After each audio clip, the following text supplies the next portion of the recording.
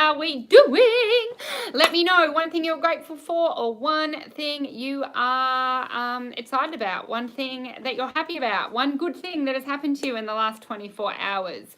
For me, the best thing that has happened to me in the last 24 hours, I had really good strawberries and cream last night. It was really yummy. I love strawberries and cream. So very, very excited about my strawberries and cream. Would love to know what good things are happening in your life and one thing you are grateful for. How are we doing? I know life is going on and I know things are different and I know we are getting maybe a little bit used to this new normal, but I know our stress levels are higher than I know. Uncertainty is high right now. I know, we've got a bit more to cope with than what we normally do. So I just wanted to say I'm still sending out lots of love, lots of hugs, lots of good vibes out there. And if there's anything that you ever need, please reach out. I'm here. I'm here to help. It can be horse related, it can be not horse related, but I'm here for you. I've got you, and I really want you to know I am really want to look after you in this time. Heather, hello. I cantered today, first time in 4 months. Brilliant. Congratulations, Heather. Phil and Kate are clapping in. Woo! The office is going off for you, Heather. So well done. Dolly, great thing is I still have internet. Yes, absolutely. Chelsea, doing well. Had the best ride I've ever had last weekend. First real canter, more than a couple of strides with my favorite horse. Happy days. Yes, well done. I love it. Good. Okay, so we're doing well. So today I thought maybe we could have a chat about the ever omnipresent, the ever elusive, the ever, what the hell does it really mean, half halts. So share your comments. What do we think about half halts? Do we understand half halts? Why are they even called half halts? Do you half halt? Like, do you stop? Like, what is a halt? A halt is a stop. So do you half stop? What is a half stop? How would you go and do that if you were to literally go and do a half stop? So I just wanted to share with you my map around the half halt and to try and give you guys a bit of an idea about how it should go. Oh, I'm staying up to 2 a.m. to watch this. You are gorgeous. I'm going to go live a lot earlier tomorrow for you, so you'll be able to sleep. But thank you. I really appreciate that. Oh, Faye, me too. Okay, Boxer Ashley, I still don't understand what the half halt is. Dolly, not even sure if I'm doing the half halt correctly. I'm with you guys. I felt exactly the same. When I was first learning to ride, well, I've got a contact story for when I was first learning to ride because that did my head in for at least 2 years. But let's progress past my understanding or non-understanding more so about contact and progress to when I was starting to train elementary, medium, advanced, and this half halt came up a lot more. That's all I have to say. I just didn't understand. So I'd love to know what you guys do with half halts. What I did was I just wiggled my fingers.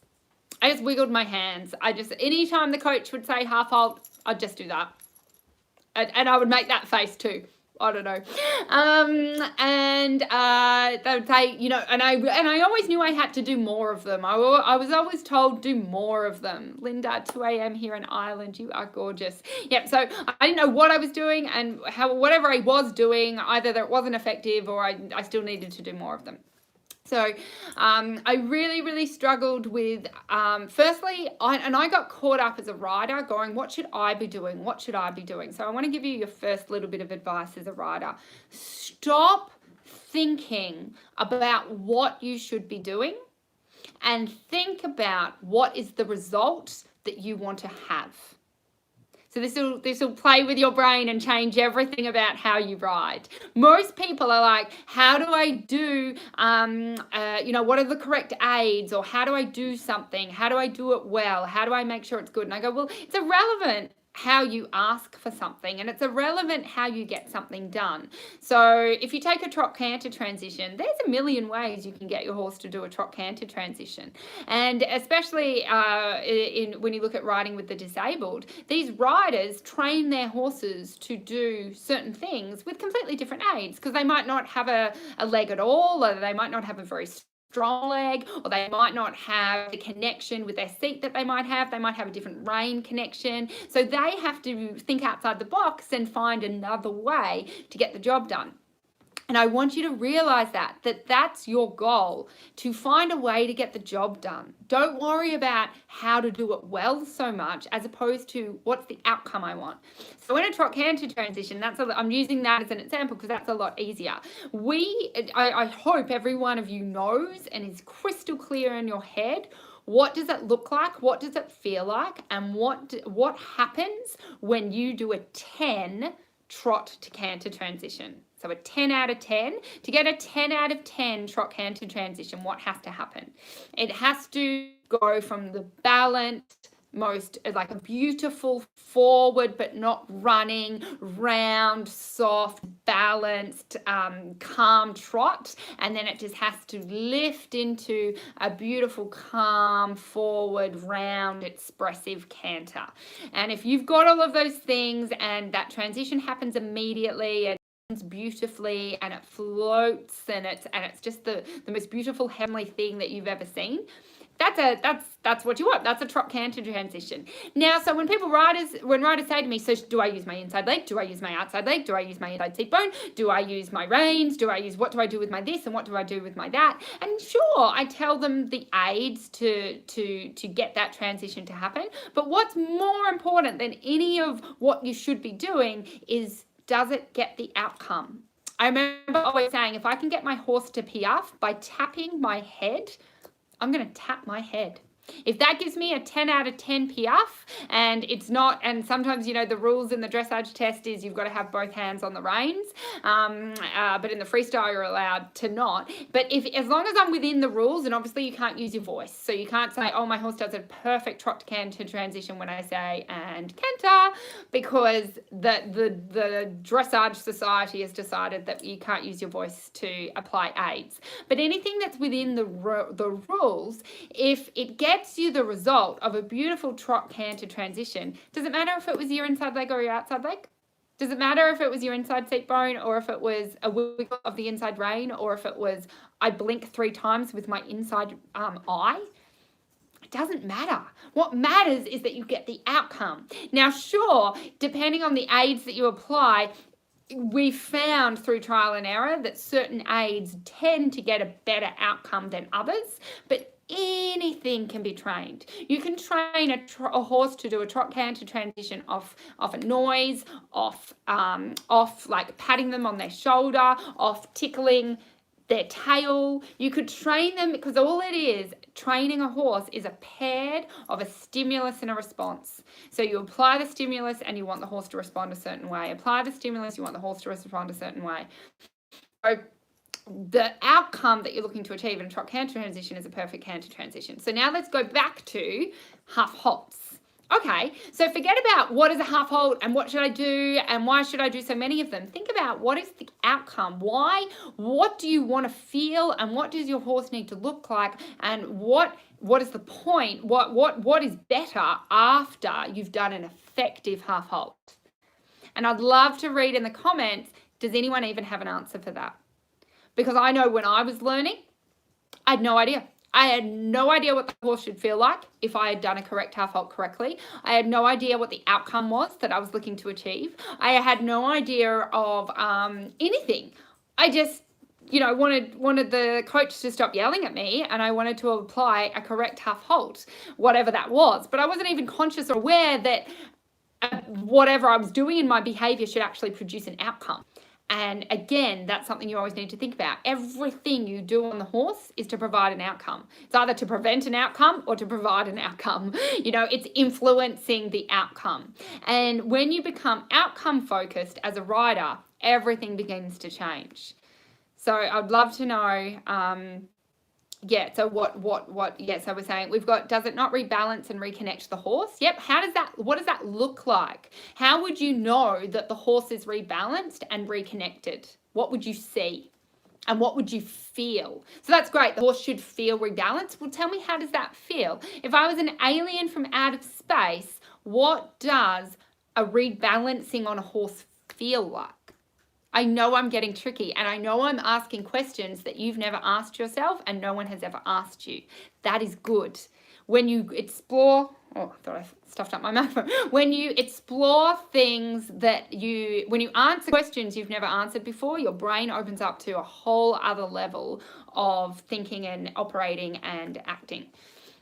So Barbara said, to get my horse's attention to me. That's the outcome that you want. Yep, cool. So how does that feel? How do you know when the horse's attention is on you? It's an interesting question. How do you know it? Is it a feeling? Is it that their ears are flicking back so you can tell they're paying attention? How do you know that the horse is paying attention to you?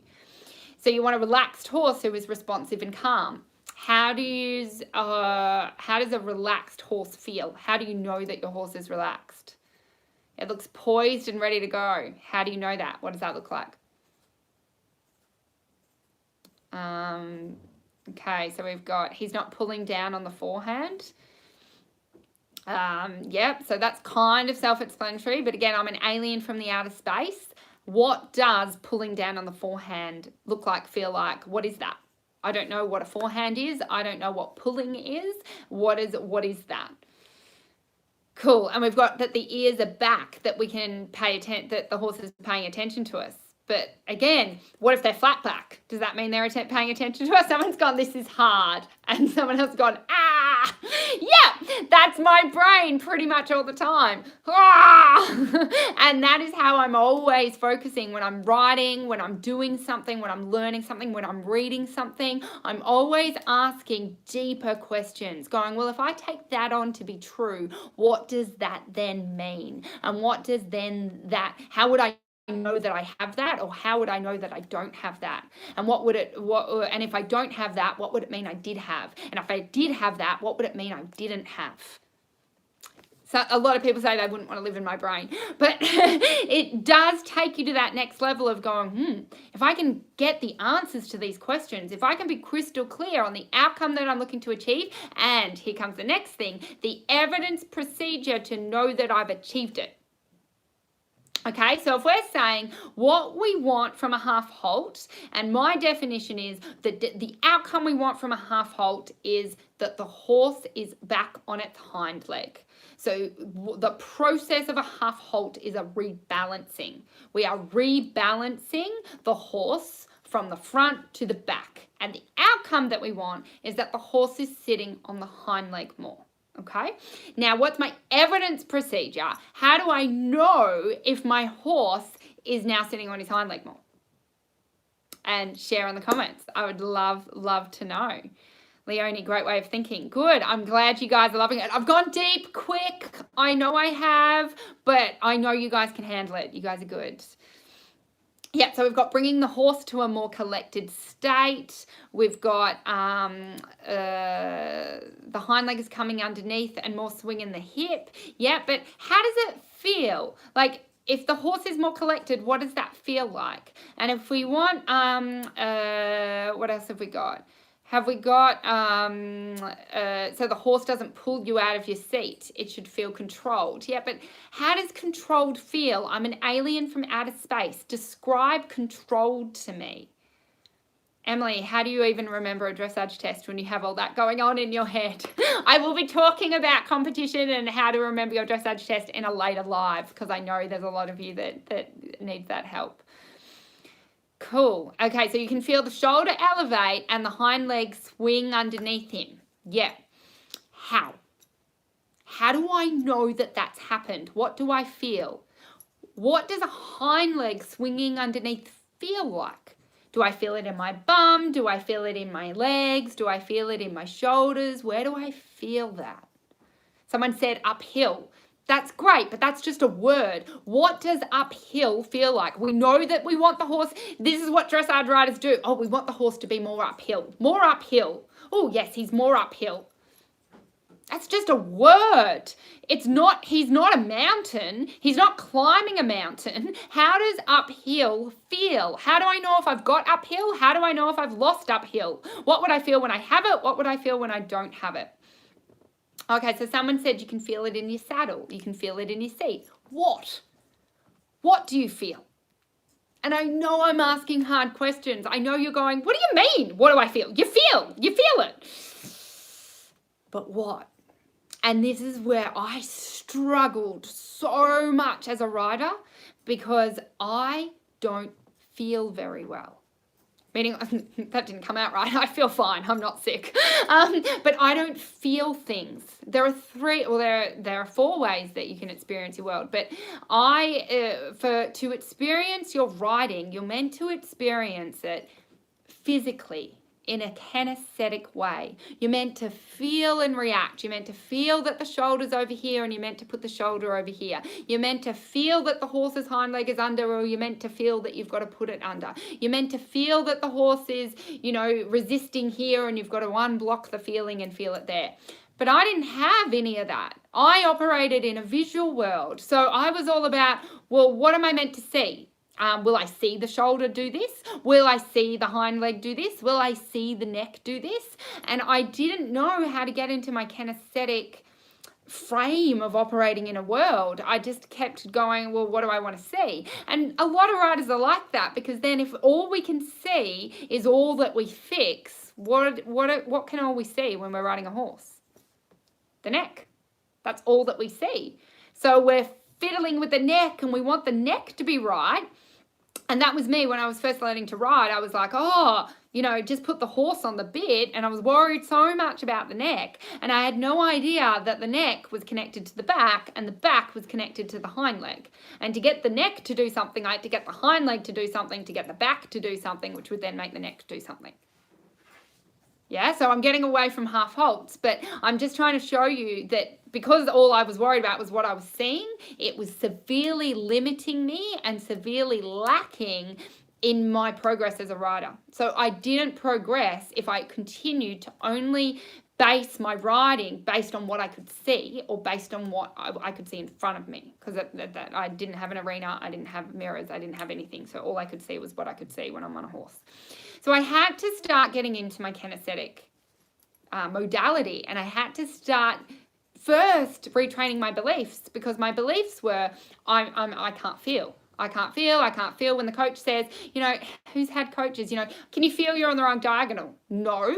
If I felt I was on the wrong diagonal, do you think I would have changed it? I can't feel it, or I'd look, and the judge would be like, the coach would be, now you're on the correct diagonal. Can you feel that? And I would say, no. I can't feel that. I can't feel that. I can't feel that. I used to have this huge belief. I couldn't feel it. I didn't get it. It was all too hard. No, I can't feel. I can't feel that if the horse is on the correct lead or not. I can't feel if it's on the wrong, if it's correct or not. I can't. Ooh, no wonder I struggled so much. So I had to really work on my mindset and really trust and believe that I had the capabilities and the understanding to get this, to feel my way around riding. So yeah, it was really, really important that I focused on developing my feeling muscle. And so this is when we go back to half halts. How do you know if the half halt is firstly had an impact? Secondly, if it had the impact that you wanted, if it actually happened correctly or not. And then thirdly, was it successful? Do you need to do it again? Do you need to do it more? Do you need to do it stronger? Do you need to do it less? What needs to change based on what you just did? All in a feeling modality.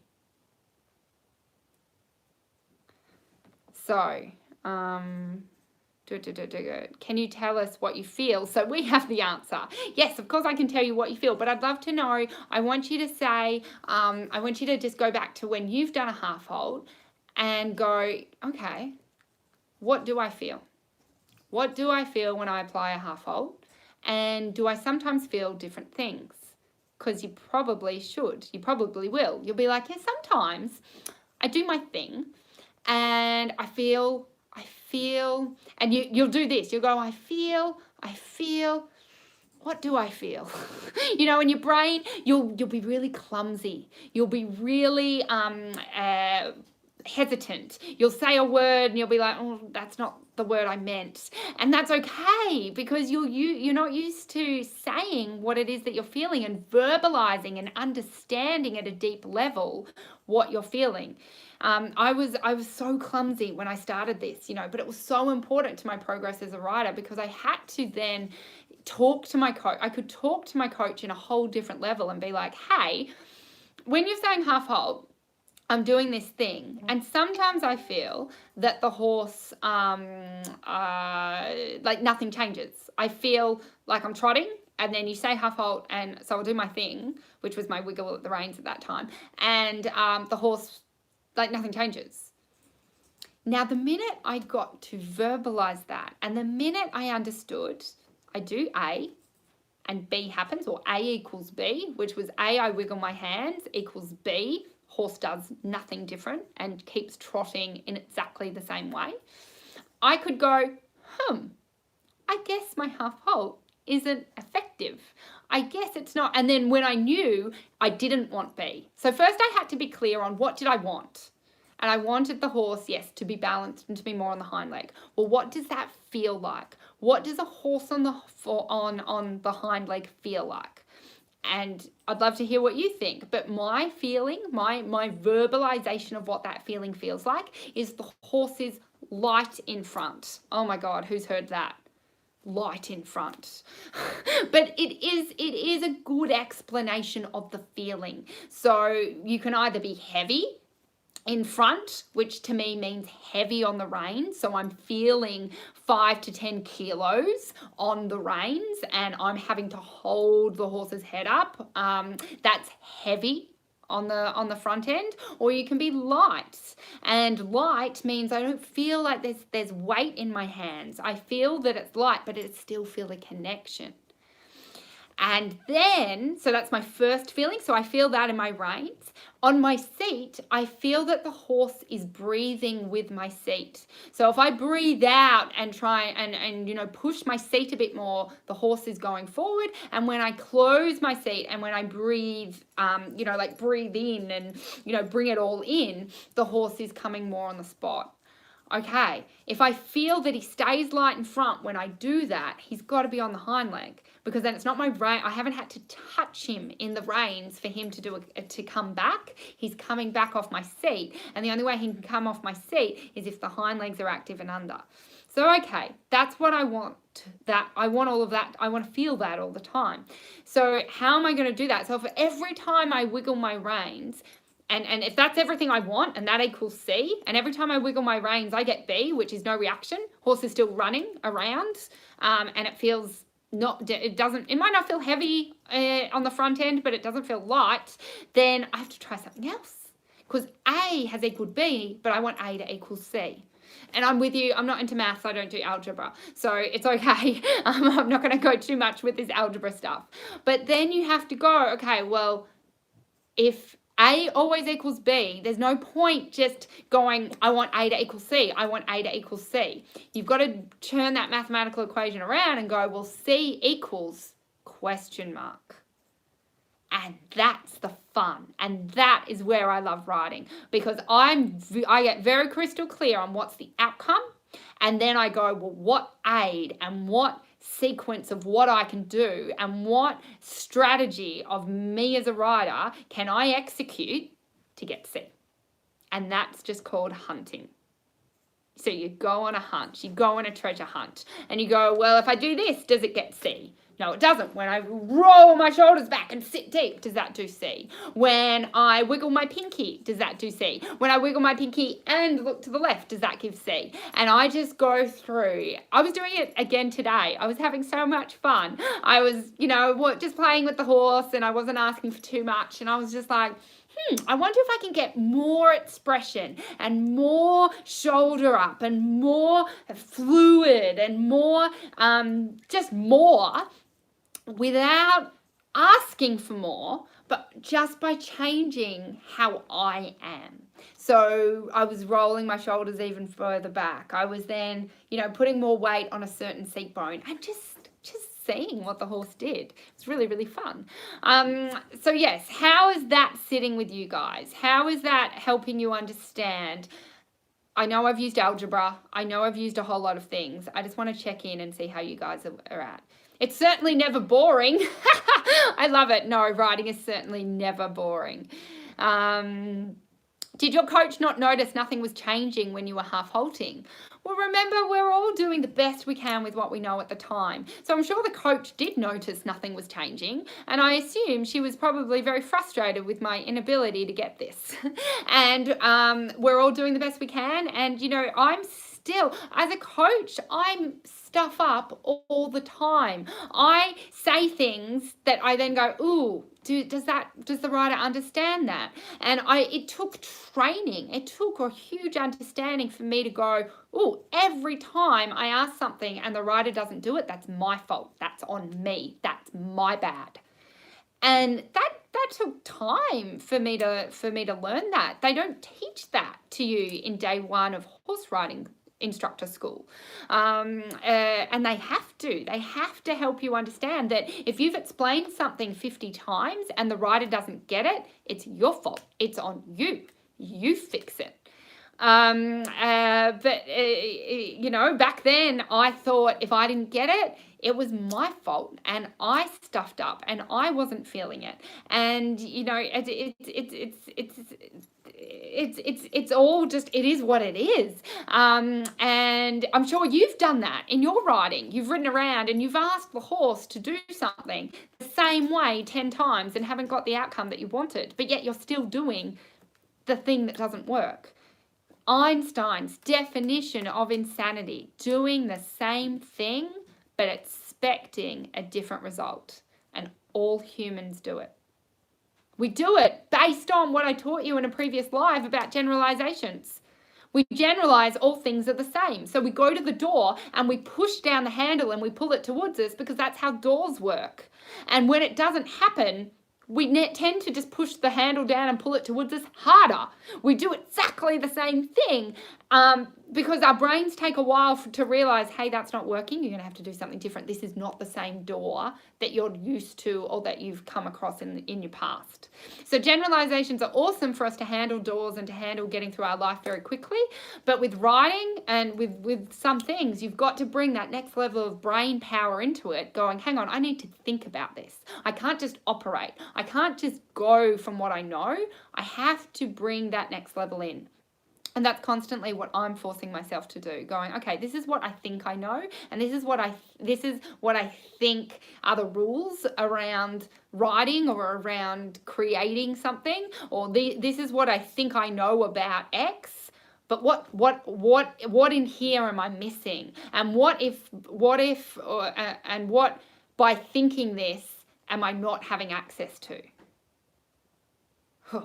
This has gone deep. Thanks, Natasha. Your videos have taught me so many things I didn't realize I didn't know. Oh, I'm so sorry to do that to you. Thanks for clearing up the half halt for me. Thank you. I remember thinking I knew everything there was to know about riding horses. Oh, I was probably, 14, 15 at the time. And I thought I knew it all. And then when I learned a little bit more, I went, oh yeah, I'll know it all in 12 months. And all I can tell you is now being riding 20 years, I don't know any of it.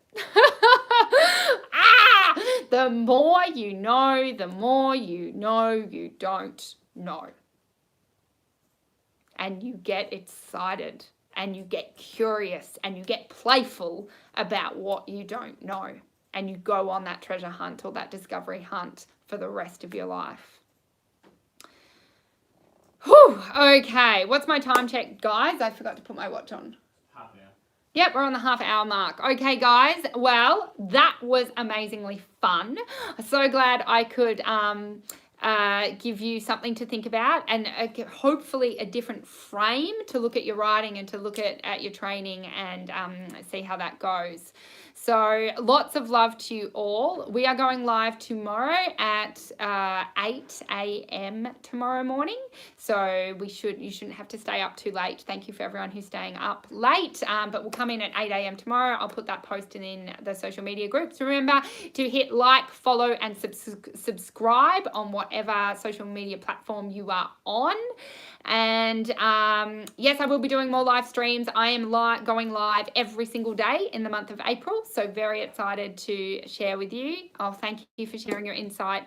My pleasure. And oh, and Phil said for me to remember, we are extending our Easter special. So for anyone who joins Xflix is our 2,000 video library of everything horsey. We have barn secrets. We have dressage videos. We have how to overcome fear videos. We have halt videos. We have contact videos. We have transition videos. We have lessons. We have all these things in Xflix. And what we've done for Easter, because Easter is my favorite time of the year with all the chocolate, we have given you over $400 worth of bonuses when you join Xflix. So you get month 1 to my Dressage Mastery program, month 1 to my Fear program, all my ebooks, lots of cool stuff in there for you to get your writing to the next level. And it's only $9 US. So it's $9 US. Try it all for 9 days, and if you want to stay a member of Xflix, you'll be subscribed. If you want to cancel, you can cancel at any time. Xflix is just $9 US every single month. And remember, everyone that is a member of Xflix and everyone who has joined with the Easter Pack or joined with Xflix, 10% of your investment goes to charity every single month, and you get to pick the charity. So animals is our theme for the year. We have contributed to 3 charities so far, all in the animal space. And as soon as April's finished, we get to choose our April charity to give back to. So very, very fun thing to be involved with. I think Kate's been putting the link in the live channels for you to get your Easter package. Otherwise, it's yourwritingsuccess.com/Easter@home. So very excited to give that to you guys. Very excited to hang out with you. And I will be going live on a horse on Friday, and I will be able to show you what a half halt is and how to see. Hopefully you'll be able to see when I've done it correctly, see it when I've done it incorrectly, and I can describe the feeling of what I've done and why and how it hasn't worked, and then what I've done and how and why it has worked. So as I said at the start of this video, I'm here to help you. I'm here to serve you. I'm here for you if there's anything ever you need. I love you guys more than anything in the world. I want you to know I've got you. Please reach out if there's anything you need, and I'll see you guys tomorrow. Okay, bye.